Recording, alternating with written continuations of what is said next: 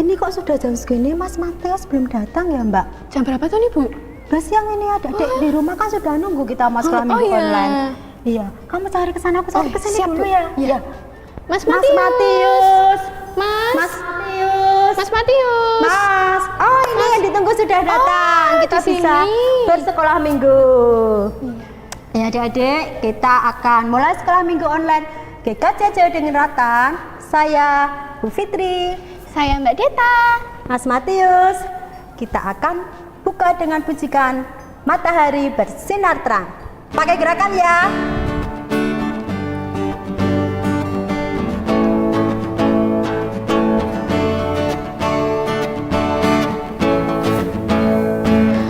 Matahari bersinar terang, burung berkicaulah senang, harum semerbak bunga di padang.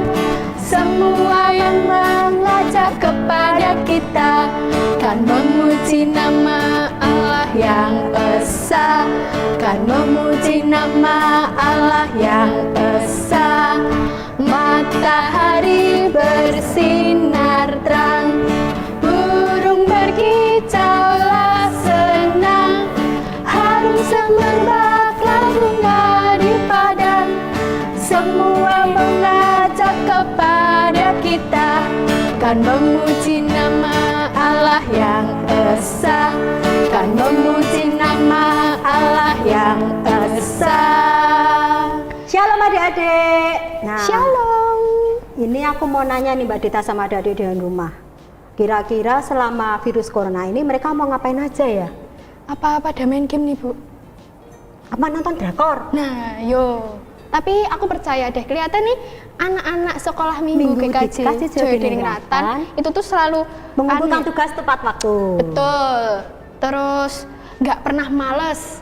Terus Selalu pokoknya belajar. rajin ya. Iya. Tekun belajar. Pastinya. Ini waktunya kita mau mendengarkan firman Tuhan ini. Iya dong Bu. Tapi kok bendangnya belum rawuh ya? Oh, dari tadi ya Bu, nggak Kita kelihatan panggil ya? sama-sama yuk. Boleh. Bu Endang. Bu Bu Endang. Bendang mana nih? Bendang mana ini? Saya ternyata di situ. datang. Shalom Mas Shalom, Matius. Bu Endang. Shalom Mbak Fitri. Shalom Mbak Deta. Shalom anak-anak di rumah. Apa kabar? Puji Baik. Tuhan, sehat, semangat dan bahagia. Ya, mari kita akan lanjutkan acara kita untuk kita bersama-sama memuji nama Tuhan. Monggo Mbak Fitri. Sebelumnya memuji nama kita Tuhan mendengarkan bersama-sama. firman Tuhan yang akan dibawakan oleh Bu Endang. Kita akan pujikan firman-Mu.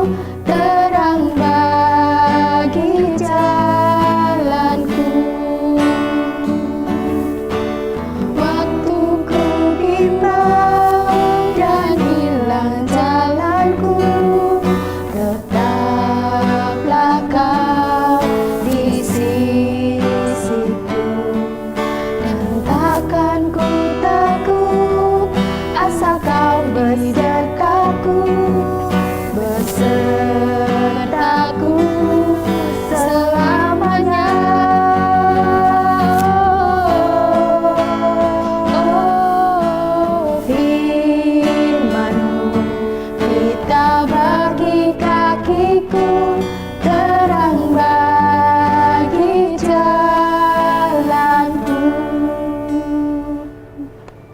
Mari anak-anakku, kita akan bersama-sama berdoa sebelum kita akan mendengarkan firman Tuhan. Mari kita satukan hati di dalam doa. Kembali kami menghadap kehadirat-Mu pada saat ini Tuhan, bersama dengan anak-anak-Mu sekolah minggu GKJ Joyodiningrat. Kami bersama-sama akan mendengarkan firman-Mu, kiranya Tuhan berkati kami, berkati hati, pikiran kami, dan seluruh keberadaan kami, agar kami dapat mendengarkan firman Tuhan dengan baik, dan kami dapat mengerti apa yang Tuhan kehendaki di dalam hidup kami, dan kami dapat melaksanakan apa yang Tuhan kehendaki di dalam sepanjang hidup kami. Terima kasih oh Tuhan, hanya di dalam nama Tuhan kami Yesus Kristus kami sudah berdoa dan mengucap syukur. Amin. Amin. Ya, selamat pagi anak-anak. Kita akan bersama-sama menerima firman Tuhan. Sudah siap anak-anak? Untuk Alkitabnya sudah disiapkan. Kita akan bersama-sama membuka dari Kejadian 37. Kejadian 37 ayat 1 sampai dengan 4 dan dilanjutkan ayat 12 sampai dengan 28. Adapun Yakub, ia diam di negeri penumpangan ayahnya, yakni di tanah Kanaan. Inilah riwayat keturunan Yakub. Yusuf tatkala berumur 17 tahun, jadi masih muda, biasa menggembalakan kambing domba bersama-sama dengan saudara-saudaranya, anak-anak Bilha dan Silpa, kedua istri ayahnya. Dan Yusuf menyampaikan kepada ayahnya kabar tentang kejahatan saudara-saudaranya. Israel lebih mengasihi Yusuf dari semua anaknya yang lain, sebab Yusuf itulah anaknya yang lahir pada masa tuanya. Dan ia menyuruh membuat jubah yang maha indah bagi dia. Setelah dilihat oleh saudara-saudaranya, maka bahwa ayahnya lebih mengasihi Yusuf dari semua saudara-saudaranya, maka bencilah mereka itu kepadanya dan tidak mau menyapanya dengan ramah. Suatu kali pergilah saudara-saudaranya menggembalakan kambing domba ayahnya dekat Sikem. Lalu Israel berkata kepada Yusuf, "Bukankah saudara-saudaramu menggembalakan kambing domba dekat Sikem? Marilah engkau kusuruh kepada mereka." Saud Yusuf, "Ya Bapa." Kata Israel kepadanya, "Pergilah engkau melihat apakah baik keadaan saudara-saudaramu dan keadaan kambing domba, dan bawalah kabar tentang itu kepadaku." Lalu Yakub menyuruh dia dari lembah Hebron, dan Yusuf pun sampailah ke Sikem. Ketika Yusuf berjalan ke sana kemari di padang, bertemulah ia dengan seorang laki-laki yang bertanya kepadanya, "Apakah yang kau cari?" Saudnya, "Aku mencari saudara-saudaraku. Tolonglah katakan kepadaku, di mana mereka menggembalakan kambing domba?" Lalu kata orang itu, "Mereka telah berangkat dari sini, sebab telah kudengar mereka berkata, 'Marilah kita pergi ke Dotan.'" Maka Yusuf menyusul saudara-saudaranya itu, dan didapatinyalah mereka di Dotan. Dari jauh ia telah kelihatan kepada mereka, tetapi sebelum ia dekat pada mereka, mereka telah bermufakat mencari daya upaya untuk membunuhnya. Kata mereka seorang kepada yang lain, "Lihat, tukang mimpi kita itu datang. Sekarang marilah kita bunuh dia dan kita lemparkan ke dalam salah satu sumur ini. Lalu kita katakan, seekor binatang buas telah menerkamnya. Dan kita akan lihat nanti bagaimana jadinya mimpinya itu." Ketika Ruben mendengar hal ini, ia ingin melepaskan Yusuf dari tangan mereka. Sebab itu katanya, "Janganlah kita bunuh dia." Lagi kata Ruben kepada mereka, "Janganlah tumpahkan darah. Lemparkanlah dia ke dalam sumur yang ada di padang gurun ini, tetapi janganlah apa-apakan dia." Maksudnya hendak melepaskan Yusuf dari tangan mereka dan membawanya kembali kepada ayahnya. Baru saja Yusuf sampai kepada saudara-saudaranya, mereka pun menanggalkan jubah Yusuf, jubah maha indah yang dipakainya itu. Dan mereka membawa dia dan melemparkan dia ke dalam sumur. Sumur itu kosong, tidak berair. Kemudian duduklah mereka untuk makan. Ketika mereka mengangkat muka, kelihatanlah kepada mereka suatu kafilah orang Ismail datang dari Gilead dengan untanya yang membawa damar, balsam, dan damar ladang. Dalam perjalanannya mengangkut barang-barang itu ke Mesir. Lalu kata Yehuda kepada saudara-saudaranya itu, apakah untungnya kalau kita membunuh adik kita itu dan menyembunyikan darahnya? Marilah kita jual dia kepada orang Ismail ini, tetapi janganlah kita apa-apakan dia, karena ia saudara kita, darah daging kita. Dan saudara-saudaranya mendengarkan perkataan itu. Ketika ada saudagar-saudagar Midian lewat, Yusuf diangkat ke atas dari dalam sumur itu, kemudian dijual kepada orang Ismail itu dengan harga 20 sikal perak. Lalu Yusuf dibawa mereka ke Mesir. Nah, anak-anakku, demikianlah firman Tuhan dari Kejadian 37. Kita tahu cerita tentang Yusuf. Namun sebelumnya Bu Endang punya cerita, ya, punya cerita yang indah. Anak-anak boleh dengarkan dengan seksama. Ya, ceritanya adalah tentang seekor semut dan seekor belalang. Semut dan belalang adalah binatang. Si semut kecil, ya, belalang bisa terbang, dan mereka hidup bersahabat. Dia hidup bersahabat satu sama lain. Tetapi keduanya memiliki sifat yang sangat berbeda.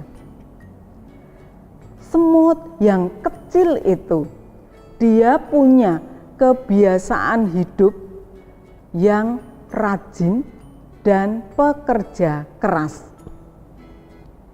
Semut setiap hari dia bangun pagi-pagi, kemudian dia keluar dari rumahnya untuk mencari makan. Dan makanan itu dibawa ke rumahnya untuk disimpannya, ditabungnya. Untuk apa makanan itu ditabungnya di rumah? Untuk persediaan nanti kalau musim hujan tiba. Karena kalau musim hujan tentunya banyak hujan, ya, banyak air, banyak mungkin malah banjir, begitu, sehingga semut yang kecil itu dia tidak bisa untuk mencari makan. Itu sifat si semut. Nah, kemudian sahabatnya belalang, ya, dia punya kesukaan hidup yang hanya berfoya-foya. Dia nyantai-nyantai saja, ya. Dia tidak suka untuk bekerja keras. Dia sukanya bersenang-senang. Dia terbang ke sana, terbang kemari, kemudian dia istirahat, ya. Banyak istirahatnya daripada dia harus bekerja. Dia berpikir, sudahlah, makan saya cari makan sudah cukup untuk hari ini, ya sudah, ngapain harus kita persediaan untuk besok kan saya bisa cari lagi makanan itu. Nah, karena prinsipnya yang demikian sehingga belalang itu dia tidak suka bekerja, ya, dia hanya sukanya bersenang-senang dan berfoya-foya. Nah, anak-anakku, pada suatu saat ketika semut dia sedang bekerja keras mencari makan, dia ditemui oleh belalang. Ya, belalang menyapa sama semut. "Hai sahabatku semut, sedang apa kamu? Itu semut kemudian, ini kamu lihat sendiri toh, aku sedang cari makan, ini untuk saya tabung, untuk saya pakai persediaan besok kalau ada musim hujan gitu. Sudahlah, si belalang mempengaruhi, sudahlah nggak usah kerja terus, sekali-sekali istirahat ya, senang-senang saja kita. Kenapa? Hidup sekali saja dipakai untuk susah-susah, kerja terus gitu. Tetapi si semut tidak mempedulikan kata-kata sahabatnya si belalang. Dia tetap terus bekerja, mencari makan, bekerja, menyimpan makanan ya di rumahnya ya, sampai pada suatu ketika ya musim hujan tiba. Angin berembus dengan kencangnya. Tanda-tanda hujan mau tiba. Si semut sudah bersiap-siap ya, membersihkan rumahnya, menata tempat untuk dia bekerja nanti di rumah gitu ya. Dia sudah siap untuk menerima atau menyongsong musim penghujan itu. Ketika hujan tiba, ya, berhari-hari hujan turun, musim dingin tiba, kemudian si semut sudah tidak bisa keluar rumah lagi, tidak bisa lagi untuk mencari makanan karena di luar sudah banyak air. Sehingga si semut akhirnya beraktivitas di rumah saja. Tetapi tidak perlu khawatir karena sudah ada persediaan makanan yang cukup di musim penghujan itu. Nah, sebaliknya si belalang ya, belalang sudah ini ada angin bertiup dengan kencangnya, dia sudah tidak bisa terbang, akhirnya dia pulang. Sampai di rumah dia sudah makan makanan yang sudah ada di rumah itu. Tetapi musim penghujan itu tidak hanya sehari dua hari, ya, berhari-hari, bahkan berminggu-minggu. Akhirnya belalang kehabisan stok makanan. Belalang sudah habis makanannya, kemudian dia merasa lapar, dia berusaha untuk keluar rumah mencari makanan. Dia keluar sudah, aduh kok dingin sekali ya seperti ini ya. Anginnya begitu kencangnya. Gitu. Tetapi dia nekat untuk mencari makanan. Tetapi apa yang didapat? Dia tidak mendapatkan makanan apapun juga. Akhirnya dia kembali ke rumah dengan keadaan perut yang lapar. Nah, di dalam keadaan yang lapar itu, dia teringat akan sahabatnya. Siapa sahabatnya tadi? Siapa sahabatnya? Semut. Si semut yang kecil, ya. Sahabatnya si semut, ya. Dia ingat, wah mesti sahabatku itu punya persediaan makan yang banyak. Itu. Aku mau ke sana, mau minta berbagi, mau minta dibagi persediaan makanannya. Itu karena aku sudah lapar sekali. Akhirnya si belalang ya pergi ke rumah semut. Ya, dia ketuk pintu. Semut, sahabatku, bukakan pintu, tolonglah aku, gitu. Nah, semut begitu mendengar ada suara sahabatnya si belalang, dia tergopoh-gopoh untuk membuka pintu. Ayo, ada apa? Mari masuk, gitu ya. Terus belalang dipersilakan untuk masuk. Ada apa? Apa yang bisa saya bantu? Kemudian si belalang bercerita, ini loh sahabatku semut, aku itu sudah kehabisan persediaan makanan. Mbok aku dikasih dikit aja untuk ganjal perutku di hari ini karena aku sudah sangat lapar, tetapi aku tidak bisa mencari makan di luar, sudah tidak ada makanan yang bisa aku makan gitu. Semut tidak langsung memberikan, "Nyo, kasih," gitu. Tidak, tetapi ada pembelajaran dari semut untuk belalang. Semut bilang, "Makanya besok ya kalau ada waktu untuk kita bekerja, ya bekerjalah, jangan hidup itu hanya nyantai-nyantai saja, hanya enak-enakan saja, hanya malas-malasan saja." Sehingga seperti ini loh, kalau sudah terjadi hal yang seperti ini, ya kamu kebingungan sendiri kan. Kemarin kamu menghina saya, tertawakan saya ketika saya bekerja, tetapi sekarang ya kamu membutuhkannya. Bagaimana belalang? Belalang merasa dia bersalah, dia merasa kemarin mentertawakan itu sudah hal yang salah, kemarin bermalas-malasan itu adalah suatu hal yang salah. Akhirnya dia minta maaf, "Ya sahabatku semut, aku minta maaf ya, besok-besok lagi aku akan rajin bekerja supaya kalau nanti ada musim dingin lagi saya sudah punya persediaan makanan yang cukup."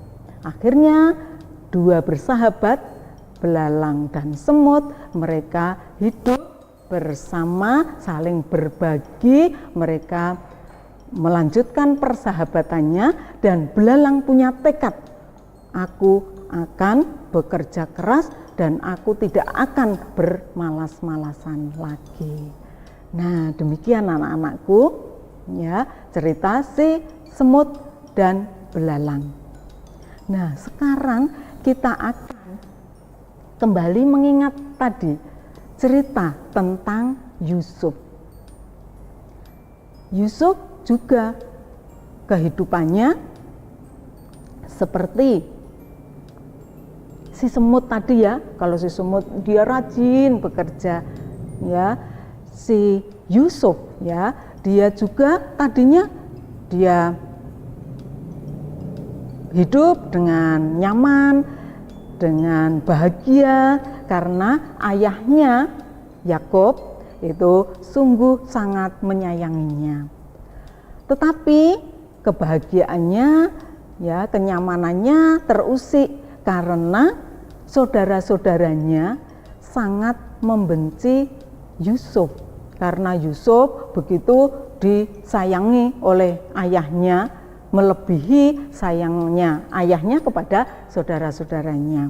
Akhirnya ya saudara-saudaranya memiliki niat yang jahat. Karena iri hati, saudara-saudaranya memiliki niat untuk membunuh Yusuf. Untuk membunuh Yusuf.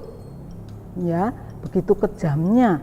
Karena iri hati, begitu sampai hati akan membunuh saudaranya sendiri.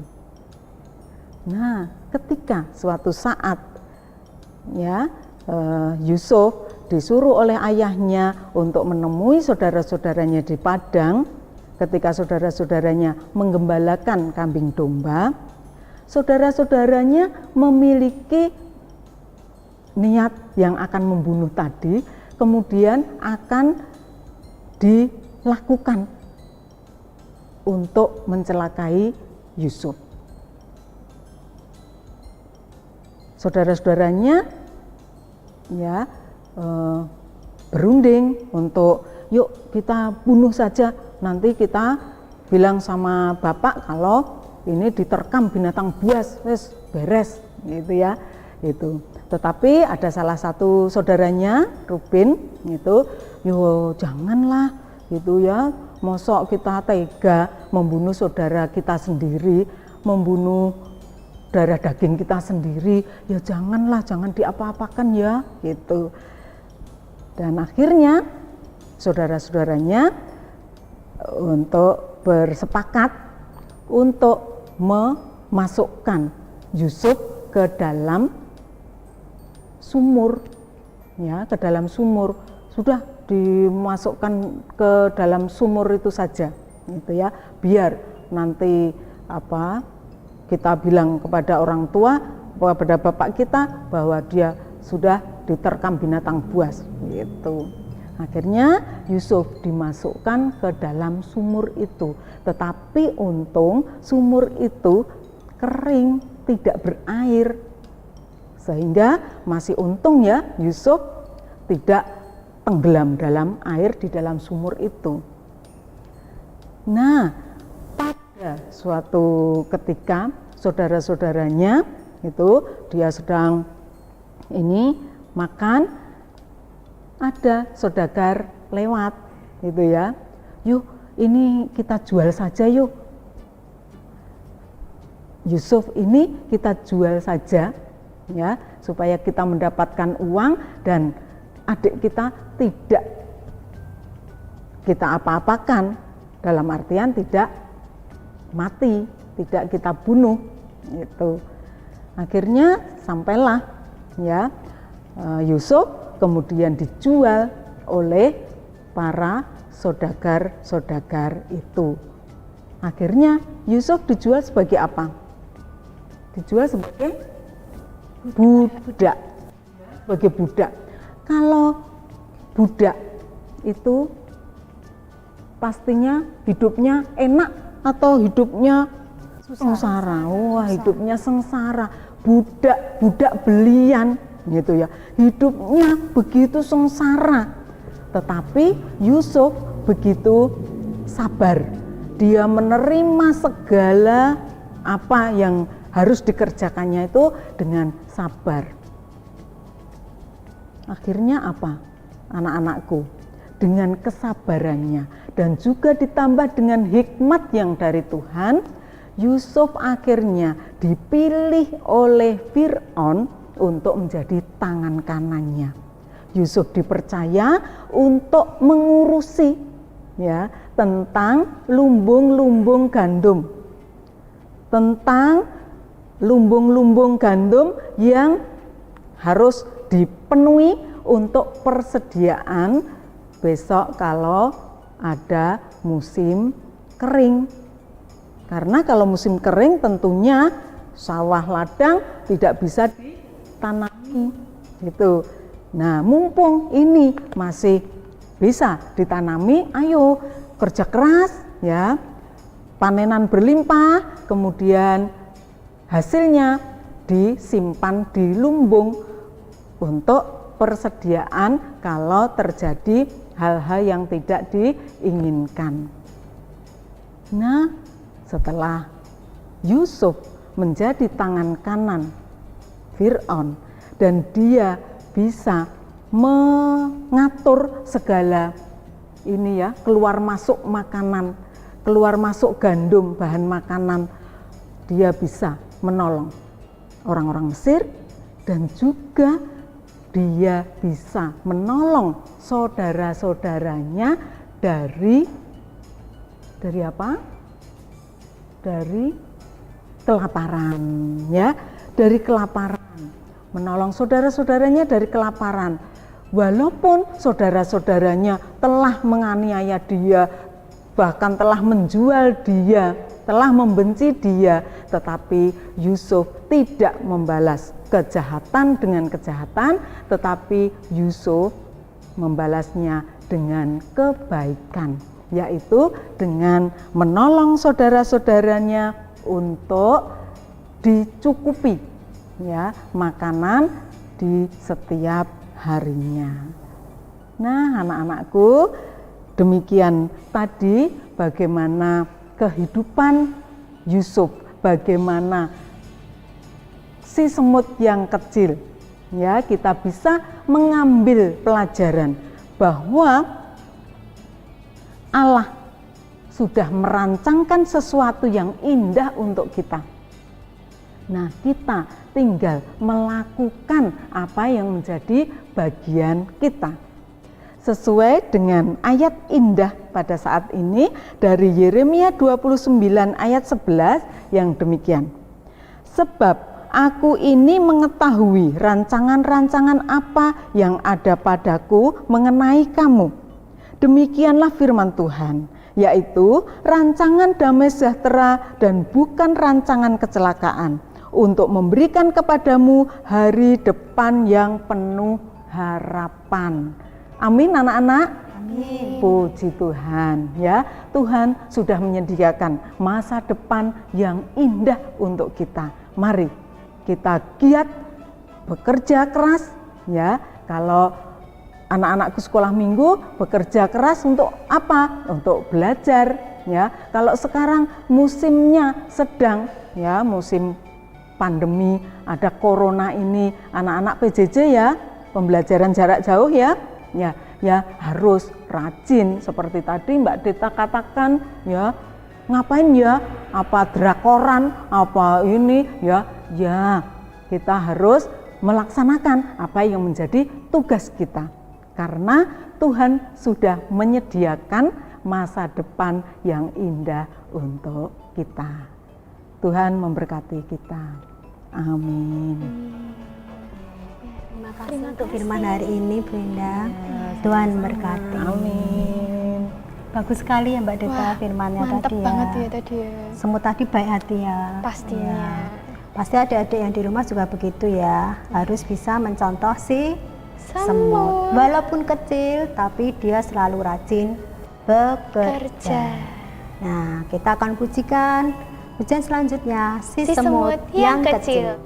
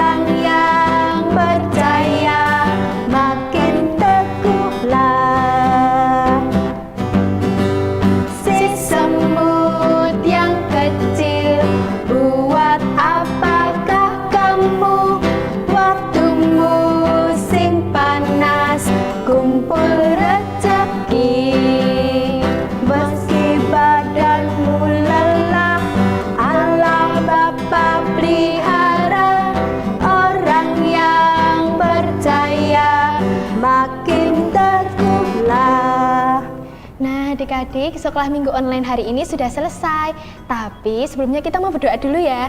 Lipat tangan, tutup mata, tunduk kepala. Mari kita berdoa, tidak usah ditirukan. Selamat siang Tuhan Yesus Kristus yang bertata dalam kerajaan surga yang mulia Tuhan. Terima kasih Tuhan atas berkat-Mu Tuhan telah memberkati setiap kami.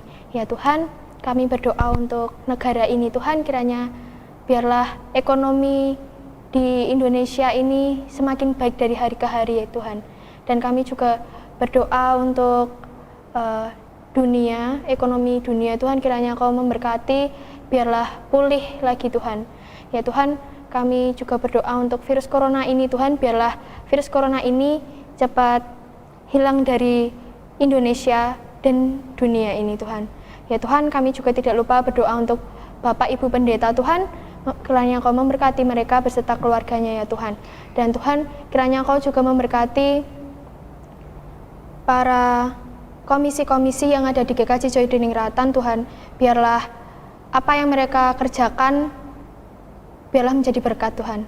Ya Tuhan, kami juga tidak lupa berdoa untuk adik-adik sekolah minggu GKJ Joy Diningrat. Biarlah Engkau yang melindungi setiap mereka dimanapun mereka berada ya Tuhan. Dan kiranya Engkau menjauhkan mereka dari segala mara bahaya dan segala penyakit ya Tuhan. Ya Tuhan, inilah seru doa kami Tuhan. Doa yang jauh dari sempurna ini Tuhan hanya kami haturkan dalam perantaraan Tuhan kami Yesus Kristus. Haleluya, amin. Amin. Nah, adik-adik, jangan lupa cuci tangan ya adik-adik ya. Pakai masker kalau keluar rumah. Betul banget. Selalu jaga jarak. Hindari kerumunan. Betul. Dan Makan makanan yang sehat. Banyak makan buah dan sayur ya Bu Iya, tentunya. betul. Biar sehat nih Biar adik-adik. imunnya selalu bagus adik-adik. Nah, sekolah minggu kali ini sudah selesai. Tapi sebelumnya kita mau mengangkat satu pujian. Selesailah sekolah minggu. Sambil tepuk tangan ya.